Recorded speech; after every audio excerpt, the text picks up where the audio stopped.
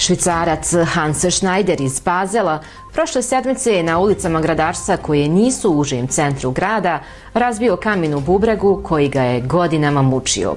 Hans je sa porodicom htio da izbjegne gužvu u ulici koja se proteže centrom grada, te je krenuo sporednim ulicama.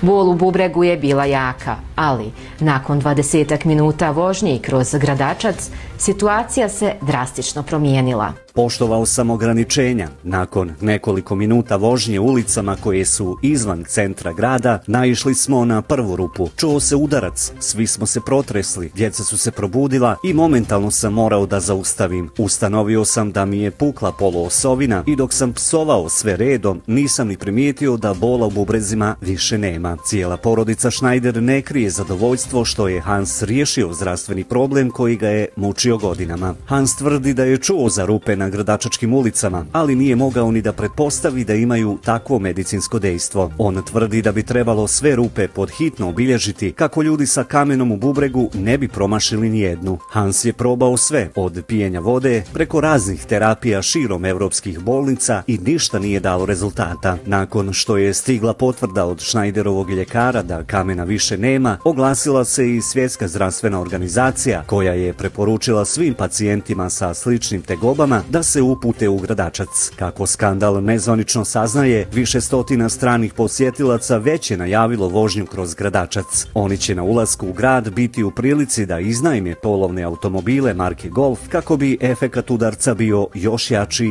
i djelotvorniji.